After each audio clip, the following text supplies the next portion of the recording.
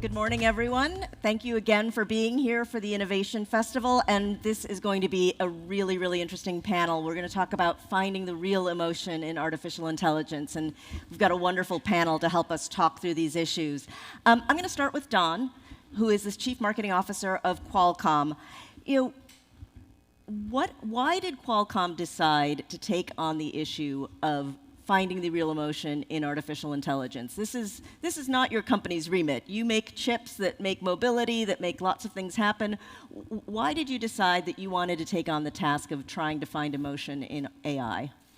Well, first of all, hi, everybody. It's so great to be here with Janet and Emily and Stephanie. So thank you for having me.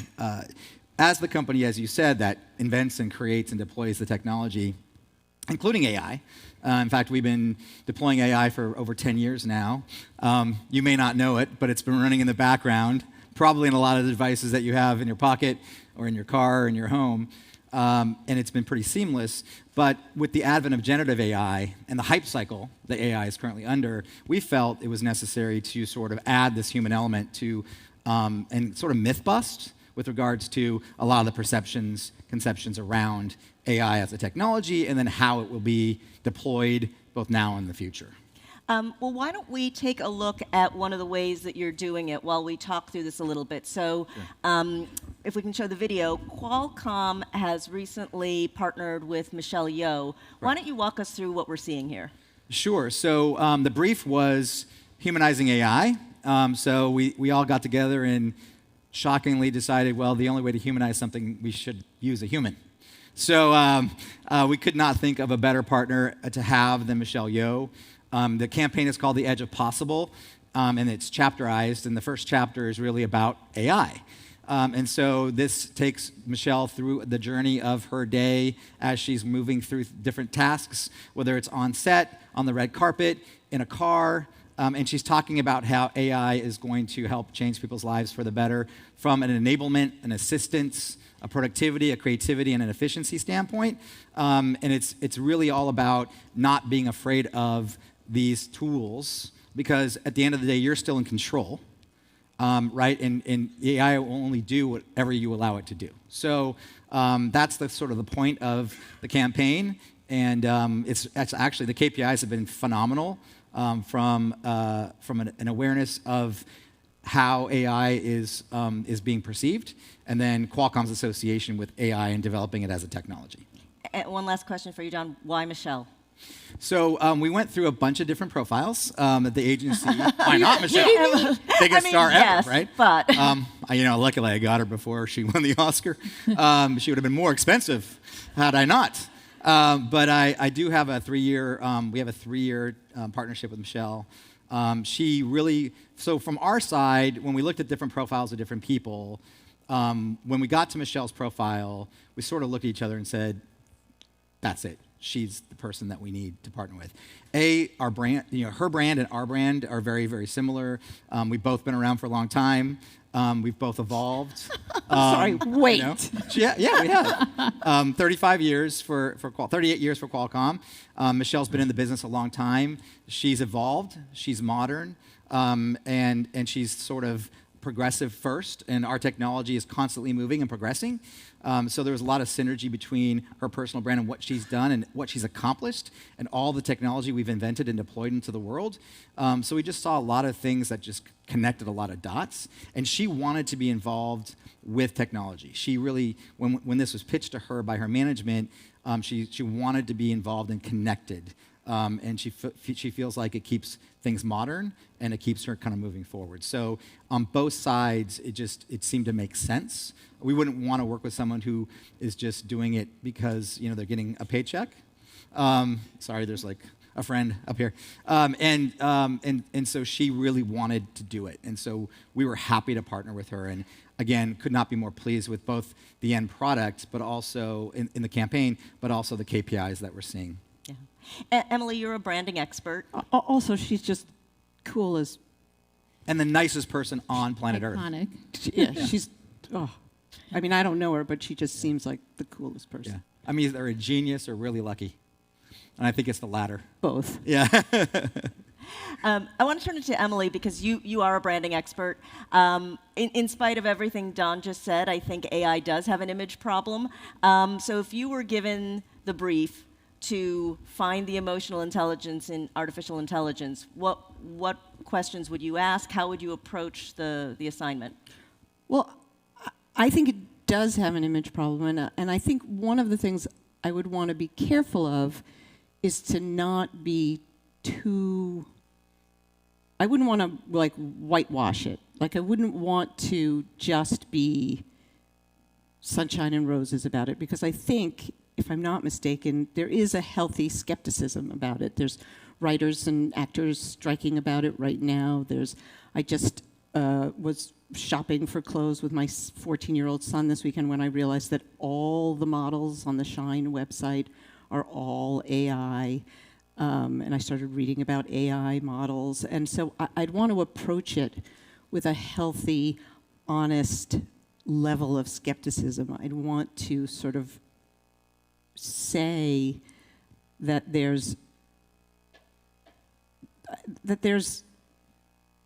are questions about this, but what I want to do, I think, is sort of say, this is about innovation, this is about change, and as humans, we've sort of always feared change, but we need to embrace it, and we need to accept it, and we need to engage with it with joy, with that sort of like, it's coming, it's happening, it's been happening. You don't even realize it, or many of you realize it, but I don't think we all realize how much it's been there. But it's like, I think I would want to think about the idea of how much we have always sort of pushed against it and then accepted it and then understood how it makes the world better, but how we have to understand and harness that change. How, cavemen were afraid of fire, and we were afraid of the Industrial Revolution, and we were talking about it, we were afraid of elevators, and we were afraid of the printing press, and we were afraid of things, but fear is not a reason to not move forward. Fear is not a reason to not embrace something, and how this can be something that we harness. I've been playing with AI in a way that I never thought I would, and I'm enjoying it, and I'm understanding it, but I also have a healthy skepticism of it. So I think that I would brand it. I would want to find a way to sort of say that it is the next horizon, and we have to understand it, but we have to harness it. We have to own it. It's the humanity behind it. It's the people who drive it. That's not exactly a tagline. Maybe you should ask ChatGPT. I did, and they had a terrible answer. And so did Pi AI, but Pi AI was really positive about it. It's the people. It's almost like it's not artificial intelligence, it's actual intelligence to drive the artificial intelligence. I want to come back to all of the marketers to get a little bit of a perspective on what analogies from other transitions in history might be useful as we think about this exercise. But Janet, I wanted to first ask you, in your role as leading the marketing practice at EY, why do you think it's important for CMOs and marketing executives to have a seat at the table when companies are contemplating the way they think about AI, the way they deploy AI, and ultimately perhaps the way AI and their customers engage and interact? Well, I think the first point is that AI is an extension of the journey that CMOs have already been leading around data and digital transformation. So AI is fueled by data and analytics. So when we think about machine learning, deep learning, predictive analytics, all of this is a continuum, and AI and generative AI are an extension of that. So CMOs have been leading this transformation for some time. The second point I would highlight, and a reason why CMOs must have a seat at the table, is this is going to drive enterprise transformation. And when you look at enterprise transformation, the people in the C-suite who have the superpowers to guide it from failure to success are the CMOs, because they are human-centric in the way they look at the world. They know how to tell stories. They're connected to consumers. They're connected to culture. They know how to communicate with employees and customers. So as we go through this transformation of the enterprise, of how companies really work, CMOs are going to be instrumental. And then the last point I would make is if you look at generative AI specifically and the disruptive moment that we are in, because it is a tipping point for the conversation we are certainly having around AI, there is no question that the commercial functions of the business are being disrupted most rapidly. In fact, we just did a survey of companies as part of our innovation effort, and when we did that, 49% of the respondents were saying that sales and marketing were the most disrupted of the functions by generative AI, followed by R&D. So when you think about that, we have to face this head on and look at the opportunity for productivity, for efficiency, and frankly, to unlock value in the business. Yes, it's really interesting. So sales and marketing ahead of R&D. Absolutely. It's really interesting. Don, as I said, I wanted to sort of frame this current conversation around humanizing AI based on other experiences that we've had humanizing technology. Qualcomm's such an interesting example because, as you said earlier, you don't have a product that sits on shelves that consumers can connect with or see or touch or feel. So, based on that experience, and of course now what you've just shown us with Michelle, how do you think about communicating and telling that story of a human technology? Again, maybe you can share some work you've done in the past that helps illuminate this. Sure. I mean, it starts with audience, right? So you got to know your audience, and we have different audiences depending on the stories that we're telling. So from a Qualcomm company perspective, our main audience is obviously investors, our customer ecosystem, as well as policymakers and the people that influence those policymakers. Because anybody who's operating or working in technology, more and more policy around that technology, is becoming either frictionless or more frictioned, depending on what you're talking about. So those are the audiences that we have to tell sort of the Qualcomm story to. And so when we inject these types of stories into our storytelling effort for those audiences, we do it with them in mind. How are they going to be able to understand, relate? What types of things can we say that are relevant to those audiences? On the Snapdragon side, which is our more consumer-facing brand, which we market towards tech influencers around the world, it's sort of a different audience, and it's more about the applicability of that technology in their daily lives, whether it's in their smartphone, their PC, their car, their watch, their earbuds, whatever those devices they're using throughout their ecosystem, their smart thermostat, their smart doorbell, whatever that might be, we tell the story through that lens to consumers and to tech influencers about how, as they deploy more and more technology throughout their life, what are these platforms doing for them, and then how can they understand what's going on in the background? Why are their photos better than they were on their last device, or than what they thought they took by just pointing and shooting? Why is their audio quality better? Why are things easier, faster, more efficient?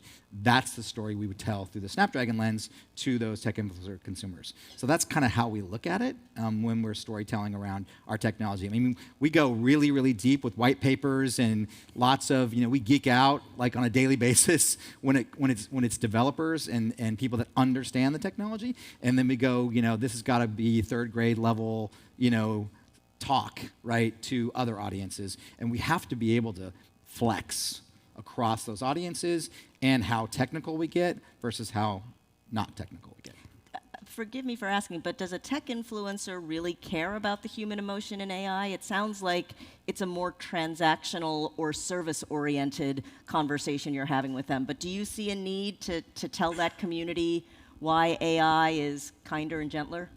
I think the broader, Gen Pop, absolutely. Tech influencers are early adopters of technology, so they're looking at it more from a practicality perspective, and then they geek out on it and they think it's cool and they talk about it on social media. I think the humanizing part makes them feel better about it, but I don't know if it's a need that they have. But Gen Pop, absolutely. And then when you're talking about policymakers and the people that influence policymakers, that's where the humanizing part of it really has to land. Is that the third grade level conversation you were talking about In some earlier? cases, yes.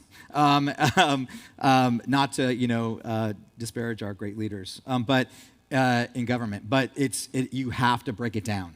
You have to break it down. We were talking about this earlier backstage. It's a step-by-step process, right? First of all, there's so much hype, number one. The narratives are all over the place depending on what your agenda is. And so how do you break through all of that? And Emily said on our pre-call, let's just take a beat, right? And then really sort of deconstruct this and take it step by step by step. First of all, what is the technology? Technology is just technology until you put it to use. So what is the technology? How can it be used? Should it be used? What are the standards, the governance around that? I don't like to use the word regulation because that's never solves anything. But definitely, what are the standards? Who is responsible for governance? Is it the ecosystem? Is it only the tech companies, or is it everybody involved? So those are the types of things we think about as we look towards kind of how we build this sort of clear path for AI as we move forward. Just like Emily mentioned, why did people start taking the elevator when they were scared of plummeting to their death, right? It was because Otis created the catch, right? Not the elevator, but the catch. So they're like, oh, well, it'll stop. I'm going to get on. So, that's kind of the things we have to think about. I just want to say, I just taught him that backstage. She did. And he took my I totally stole it from her. Sorry. I literally told him that backstage, and then he said it out here like... But I love the way she thinks about this stuff, right? So, but those are the types of things that, we talked about. But when we were talking, I did say that, like, whenever I teach a client, I show a client something new, and that change is so hard for them, I always say, like, give it a minute. And then Dawn said, but we don't have time for a minute because this is moving so fast. And I said, even if the minute is a millisecond, right, you have to give it a minute. And I do think that the weird thing, the way to humanize all of this is with humans, probably. Like, that's why Apple works, is because they don't make it about the technology. Like, the early adapters, the tech people, they don't need that. But the rest of us sort of do. Sure. And to tell the story with humans helps.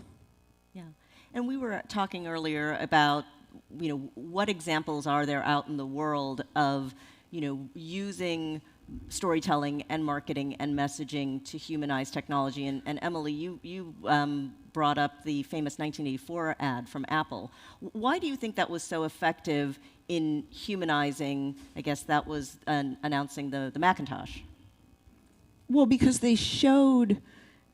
And is everyone familiar with this ad? It was, famous ad showing, a group of people in a crowd, not unlike this one, looking, morose and dour, and then a woman comes down the aisle with a sledgehammer and knocks the screen out. So, but it's this incredibly dystopian world, sort of saying, this is what you all think the computer world is going to be, and it's a droning voice in a gray world, and everyone's dressed in gray, and they're all like, ugh. And then this woman in bright shorts throws this sledgehammer into the screen, and the line is, on whatever date it is, January 24th, you'll see why 1984, because that's when it was introduced, won't be like 1984, and she explodes the screen. And she is the embodiment of humanity, and she is color, and everything else is gray. And she tosses this sledgehammer into the screen, and it explodes everything. And that's sort of the beginning of how Apple talked to everyone forever after. And it was about humanity, not about technology, not about computers. And even though they're a tech company and everything they do is technology, they just, all these new things that are all AI-based that they're adding to the iPhone, but they're not talking about it that way. Janet, you have a lot of experience working with marketers on the conversation and the introduction of Metaverse/Web3. Are there lessons from the good and the bad of the introduction of Metaverse and Web3 to consumers in the corporate world that you think are either good lessons for those of us who are trying to humanize AI, or things that we can learn from that experience that we probably should take heed on? Well, I think with Metaverse and Web3, and by the way, we're not hearing so much about Metaverse these days, but I think Web3 will actually make a comeback. It has receded maybe from the headlines, but will play a critical role in parallel with AI when we reflect on how the technologies actually work together. But I think with those technologies, what we saw was also a lot of leadership from CMOs inside of companies, really evangelizing and thinking about how these disruptive technologies would impact the future. I think the lesson that I would take away is not to create false dichotomies. So one of the false dichotomies, for example, around the metaverse was there was going to be this virtual thing here, and then we were going to have our physical selves here, and we were always comparing the two. I think we saw the same thing with robotic process automation. It was like, what are the humans going to do and what's the automation going to do?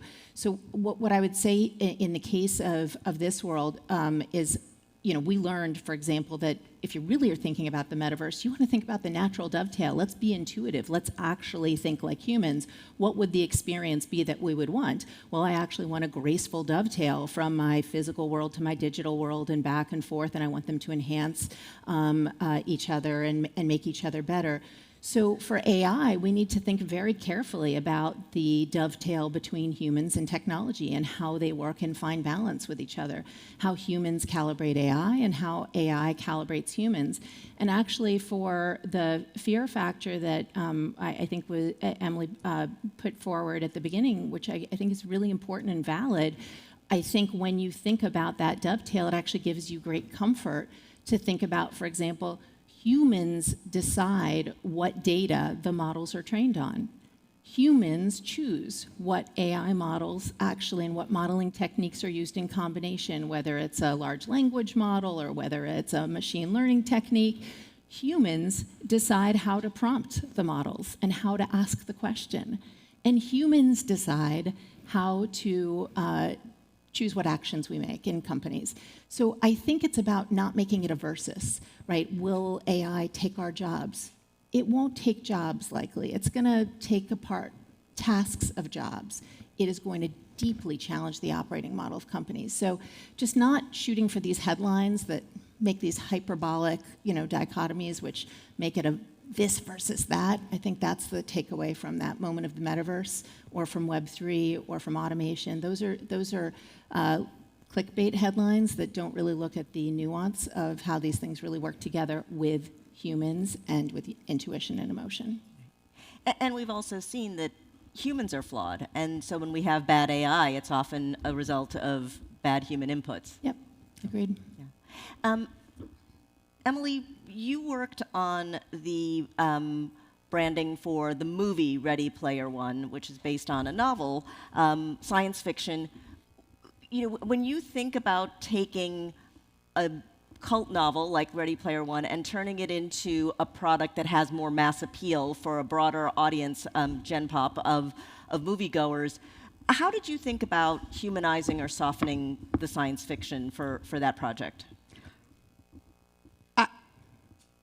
I didn't think about humanizing or softenizing, a new word. I didn't really think about humanizing or softening the AI. That's not what the movie's book is about. We did find ways to so the movie is about a sort of Steve Jobs-like guy. Anyone familiar with Ready Player One? So it's about a Steve Jobs-like guy who dies very early in the story, so not really a spoiler alert, and leaves. The movie is about everyone sort of trying to win his fortune. So our identity was really about just telling the story. Like the logo is literally a maze to get to the egg. So that's the story we were telling with the identity. But the way we sort of brought the AI out into the real world, the whole thing is about 80s nostalgia. So it's a movie about the future that spins on the idea of the past, which is really brilliant. A really brilliant way to make a thing about the future that has this connection to the past that you can really viscerally feel. So we took the characters, the AI, and put them into all these posters from the past. We put them into the Goonies poster, and we put them into the Iron Giant poster and the Blade Runner poster. So we did this sort of dichotomy of the future past thing with the AI. So we sort of blended this world, but we weren't trying to soften the AI. I mean, I guess we were trying to humanize it by putting it into your mind in these two places. So it was, I guess, trying to make the AI really sort of viscerally related to a thing in your past in this like immediately emotional way. But in Ready Player One, the point is, there is a point. It's been out for a really long time, so I'm going to say the ending. He wins, the hero, Wade, wins the whole thing and gets the oasis, which is the virtual reality, and then he walks away.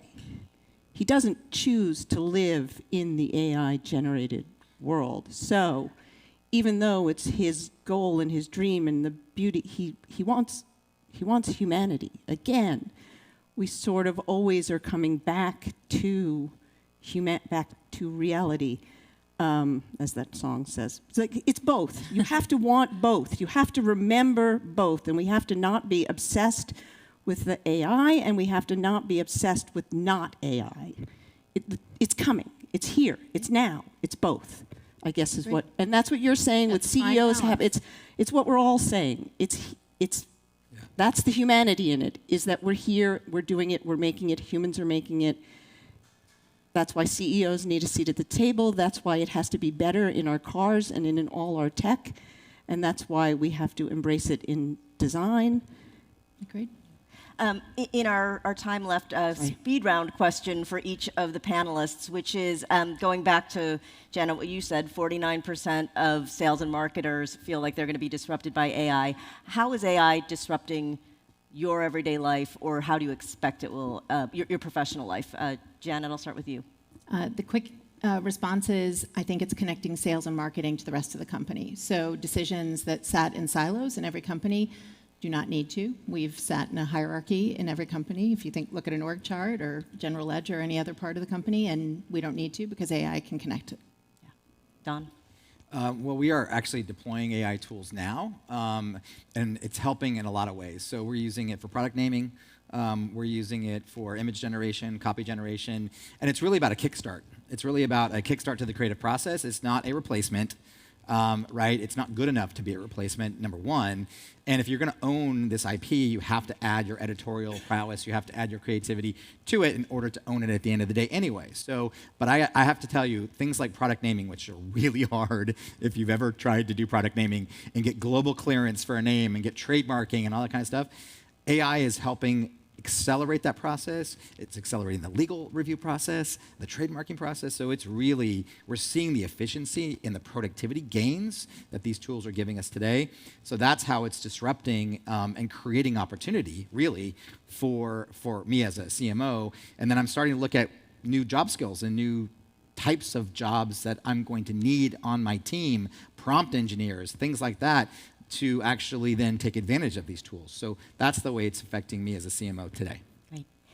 Emily? Same for a lot of that. We're using it to kickstart creative stuff. It's never won. It's never had the right solution.